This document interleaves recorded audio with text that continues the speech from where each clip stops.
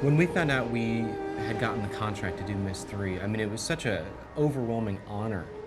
The only thing you could really equate it to is being in the film industry and having George Lucas say, "I'd like you to make the next Star Wars for me."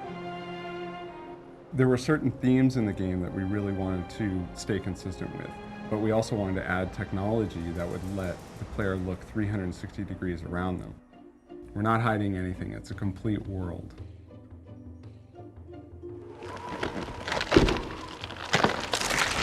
To say that we had a lot to live up to is a horrible understatement. There are millions of people that have played Myst and Riven. There are millions that have such high expectations of what Myst 3 has to be that it's almost daunting.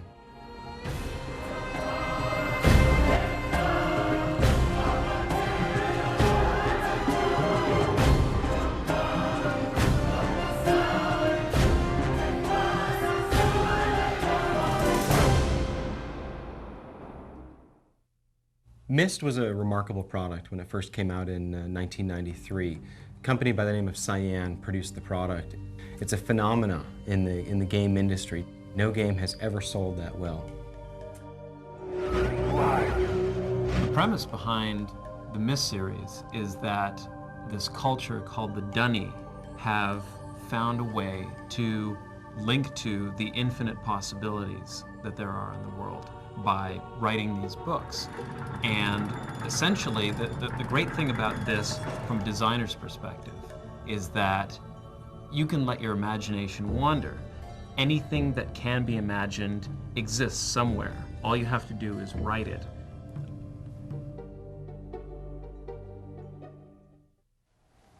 Atris, is that you? Come to rescue your book so soon? The really early decision that we made was to try to create a story context that would really offer us the opportunity to create a lot of deliberate puzzles. The lesson age concept gave us a great foundation to start from. My sons, I promise to teach you the secrets of my ages. This world is The idea behind the lesson age concept began with a question.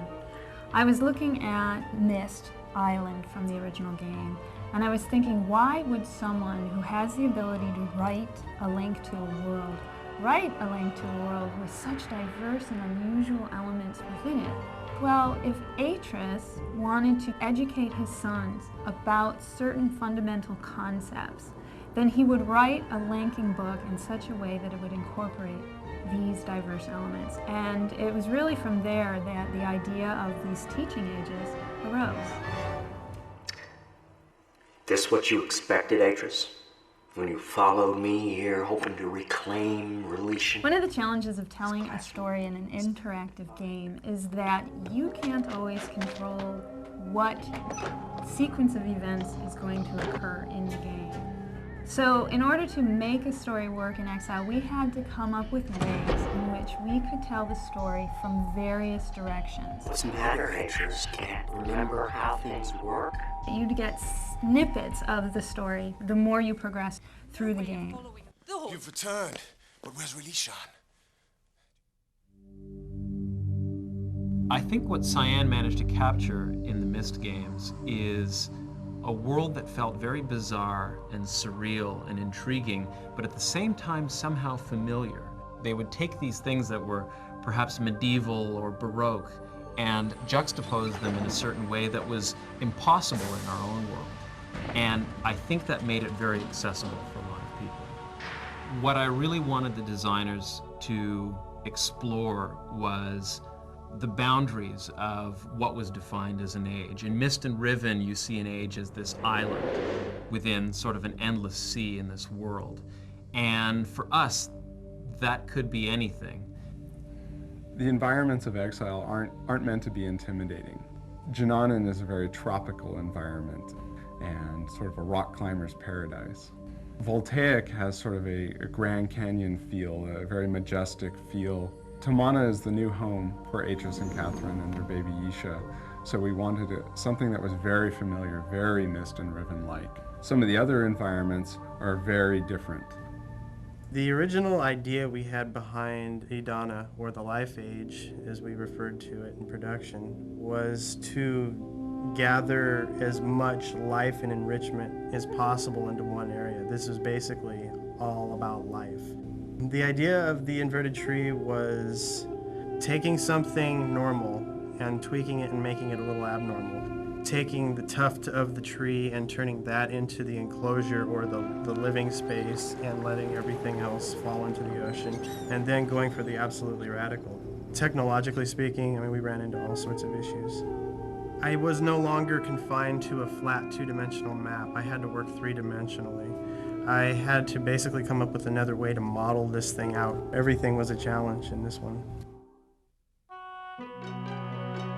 It is amazing how much work it takes to put together a project like this.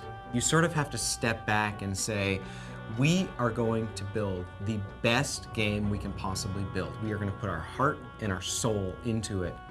One of the first steps in achieving the graphics was to make sure that we had quality personnel. Our designers had to be top-notch. Our modelers and texture artists had to be some of the best in the industry. We had a lot of artists that were already using 3D Studio Max here at Presto Studios, so we started looking into the package and seeing how well it could do high-res, pre-rendered graphics for our game. The animators did a couple of tests early on, and the results were very positive.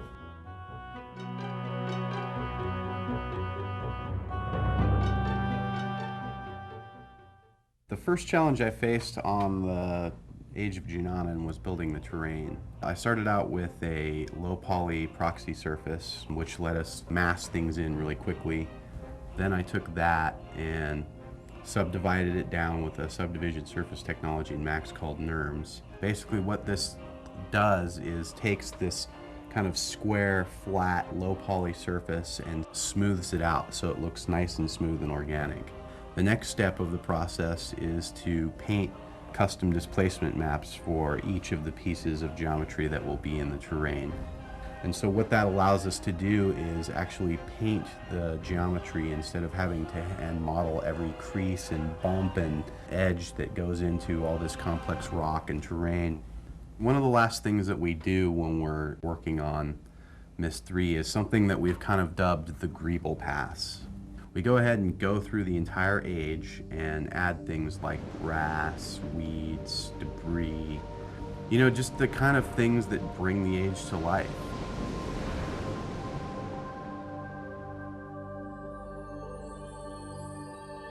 I think with Exile, we really felt we had the opportunity to push the boundaries of pre-rendered 3D graphics, to really create an exceedingly detailed, realistic world. What I really wanted the textures to provide for the player was that connection to the real world. The texture artists had a fairly large resource to draw from in the library that we've created over the last 8 years of developing photorealistic adventure games. But for Exile, in fact, we really found that the things that we were doing were so different that we needed to find new source material for almost everything that we did. The most difficult thing was to create textures that you couldn't really find a source for, but that had to look realistic. An example of that was the giant tusk building in Junanan. That texture had to be very recognizable as being sort of a bone-like structure, and yet the scale of it was just absolutely immense. And that texture had to hold up both from a distance without repeating and up close where you could see every little bump and crack in it.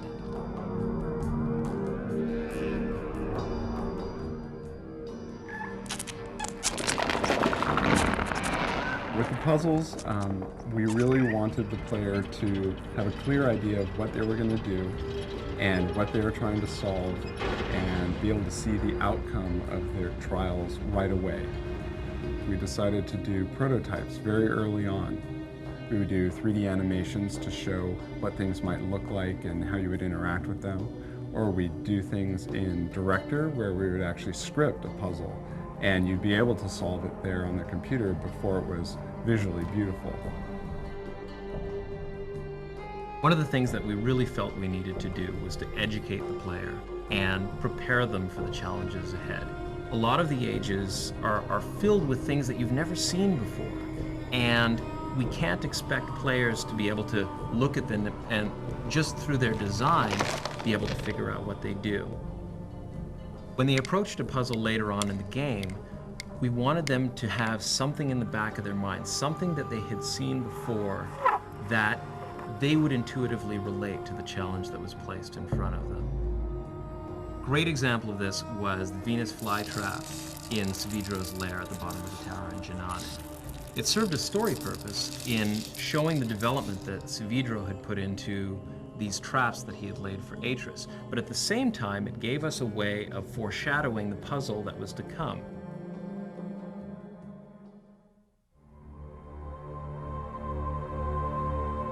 In my own opinion, I think that lighting was probably the most powerful tool that we had in creating these worlds. The mandate that I really put on each of the animators was to, with every scene that they created, to create something that would be a back-of-the-box picture.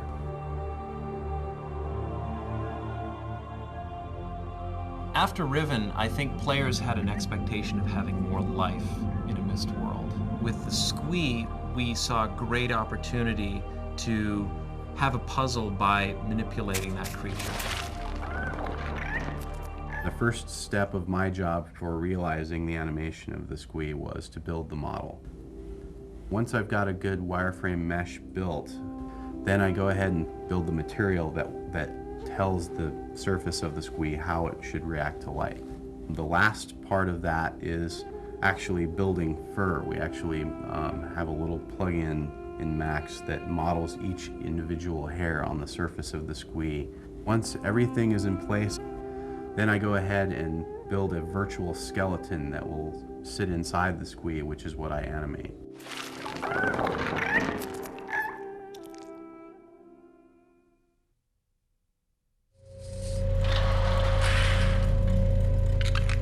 Almost every animation in the game requires a very specific sound. The ocean water lets you know that there's this vast ocean out there. A little bit of wind makes it feel real. So when sound first comes in, it really sets the mood for the entire environment.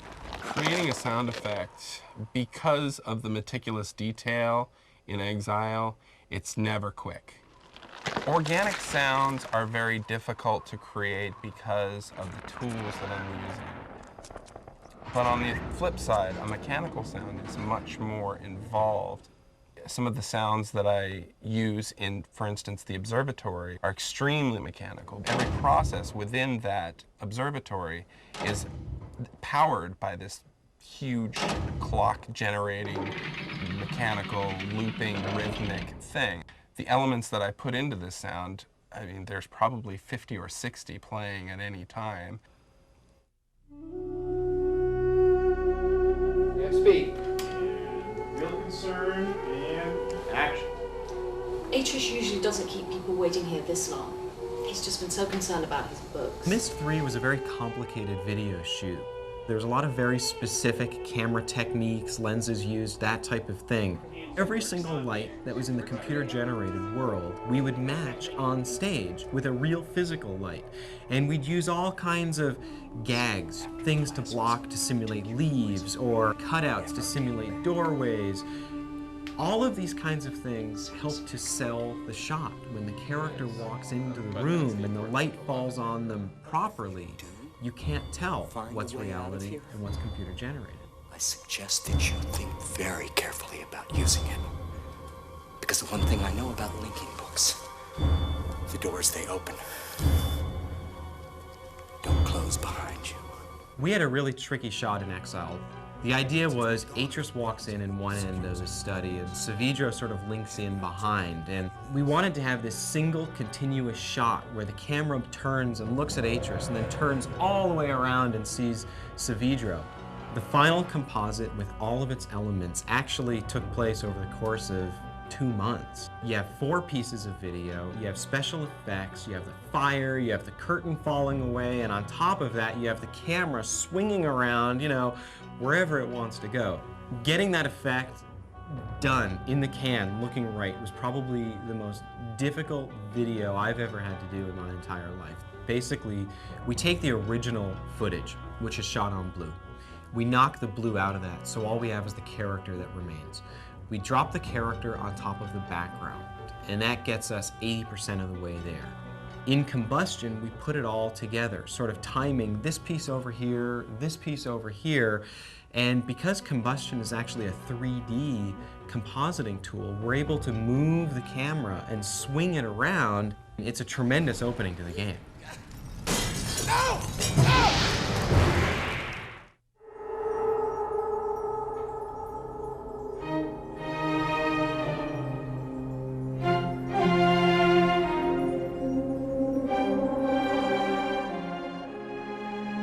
The most challenging aspect of doing a score like Myst 3 is that you really don't get a chance to see the game until very near the end, and by that time your music's written.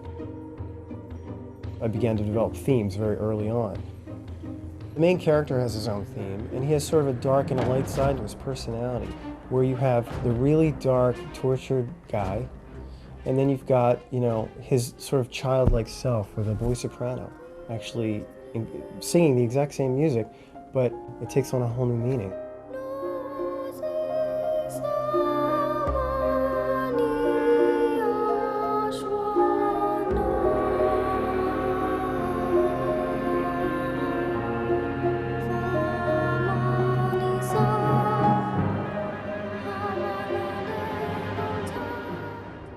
Then there's also sort of the theme of the entire game, with all the choir singing in the language of this new title.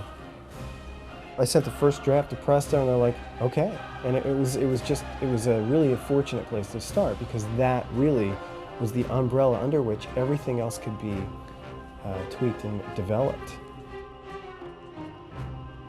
The music is the unseen character in any media form. It does become something that the listener may not really be thinking about, but yet affects their perception of what's actually happening on the screen, whether it be a computer screen or a television or movie screen. Meeting the Dunny, those brave men and women who are building a new life for themselves, I realize I've been given another chance as well. We designed this unseen character together, between Presto, myself, to heighten the drama, to heighten the experience.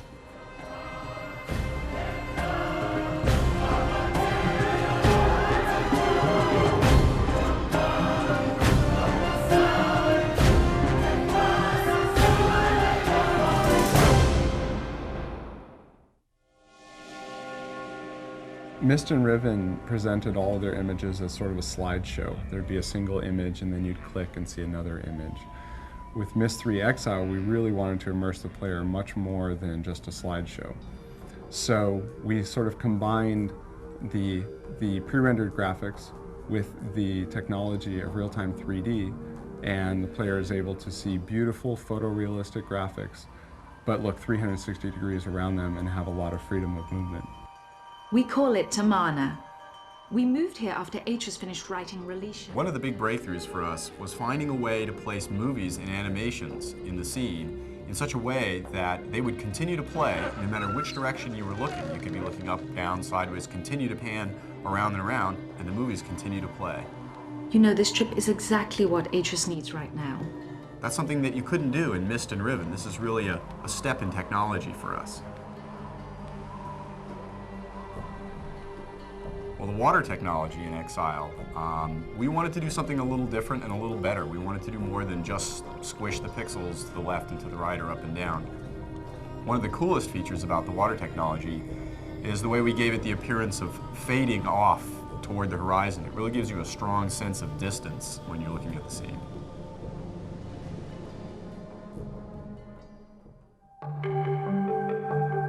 The most exciting part for me is being at the end of the chain and actually being able to get my feet wet, programming some of the things in the game. The building of the worlds probably takes one person a month or 6 weeks per world. It's fairly easy to get the navigation working and the animations in, but the implementation of the puzzles is usually the challenging part. In a real-time game, the graphics are drawn every frame, maybe 30 frames per second while the player is playing. But because Exile is a pre-rendered game, that means we're generating the graphics much earlier and they're fixed. We have to account for all the possibilities. This sometimes causes quite a headache for all the people involved because a puzzle may have 60 to 100 to 200 different possibilities, all of which have to be accounted for before the player plays the game. It was pretty amazing to see the first environment come together in the game. All of the different parts that had gone into it and we'd reviewed for months and months suddenly came together, and we were actually able to experience the environment as a player would. This is about as close to virtual reality as you might get. The greatest thing about Exile is I really feel that we achieved everything that we set out to achieve. We have a great game that sits as the sequel to Myst and to Riven. It is true to the story. It is true to the characters. The ages are beautiful. I think people are going to remember this game for a long time.